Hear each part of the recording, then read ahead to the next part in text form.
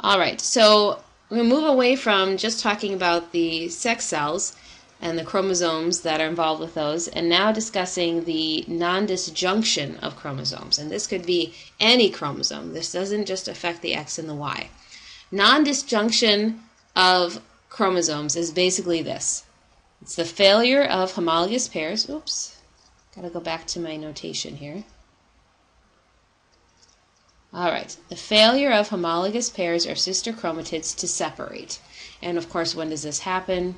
During meiosis 1 or meiosis 2. So the special term for this is aneuploidy. And in aneuploidy, those homologous pairs, when they're supposed to split in meiosis 1, stay together.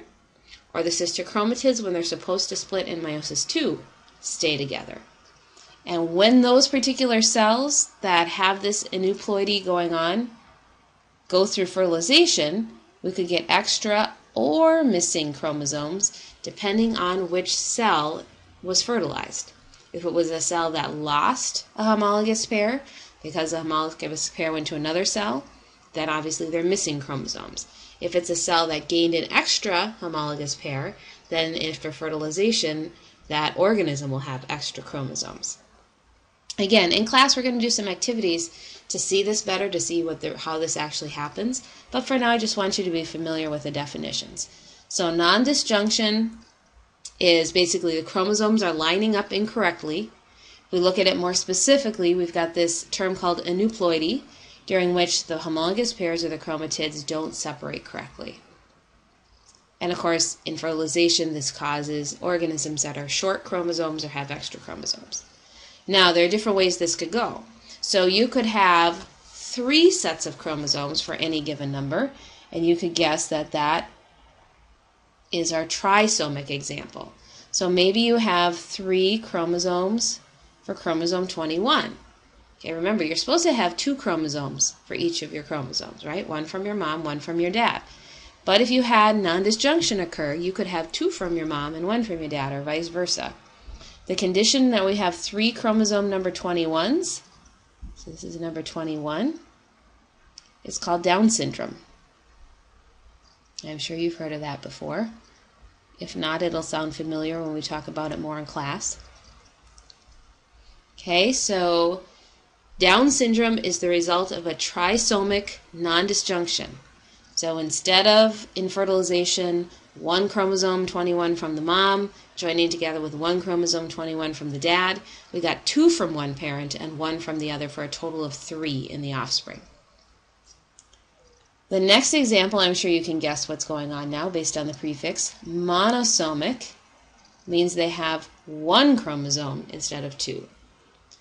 This can happen with the X chromosome.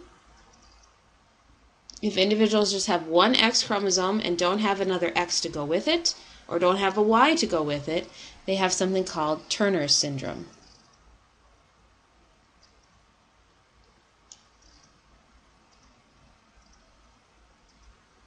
And again, we'll be talking more about that in class, but again, it's the result of failure of chromosomes to separate properly. So either the mom or the dad gave an X, and the other parent didn't give anything, didn't give an X or a Y.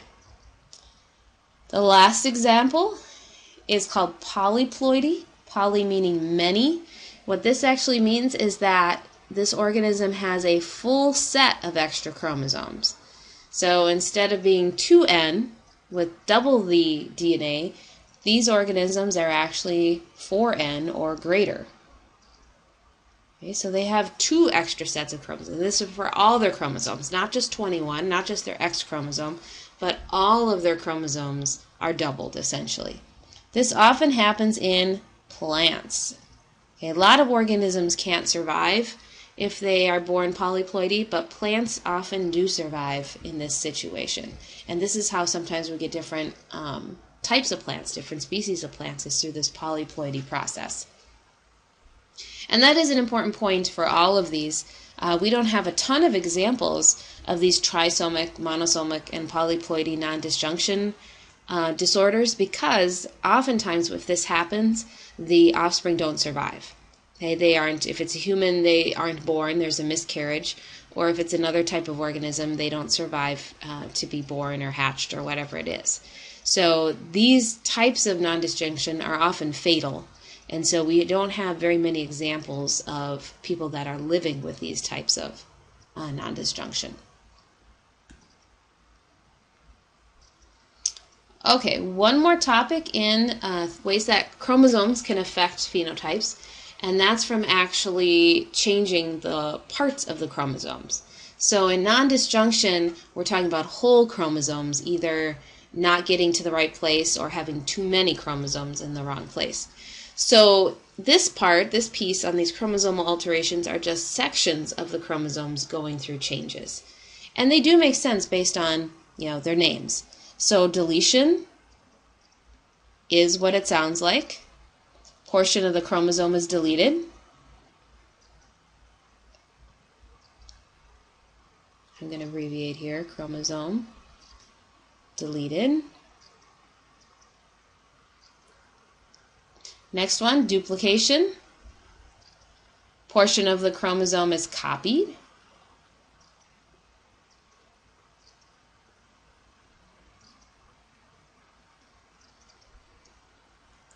Third one, inversion. Portion of the chromosome is flipped.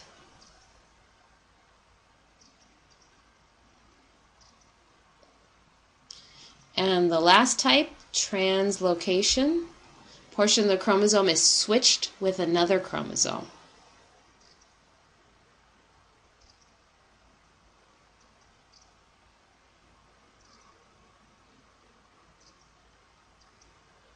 Again, I'll abbreviate chromosome. Okay, so I'm going to draw a little diagram for each of these to help you imagine what this looks like, and we will be working more with these in class as well.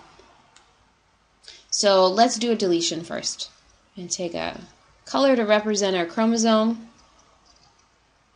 Okay, there's our chromosome. I'm just going to put some letters on there to represent some genes along the chromosome so we can keep track of what's been changed.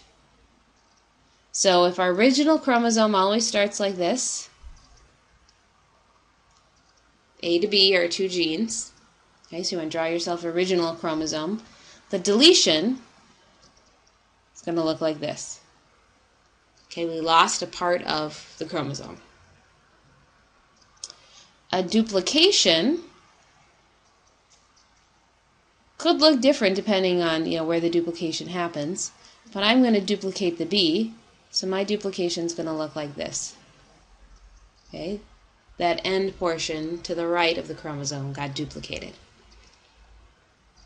An inversion, again thinking of starting with that AB chromosome that I showed you initially, is going to look like this. The B and A get flipped. And then finally the translocation.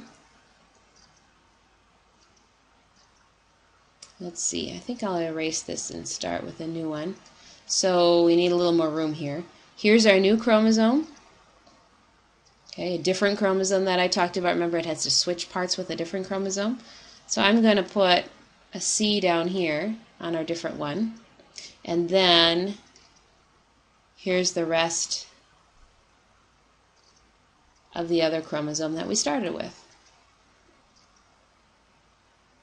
Oops, back up. We don't want to do that. Oh, and I erased it all. That's okay. You'll get the idea here in a minute.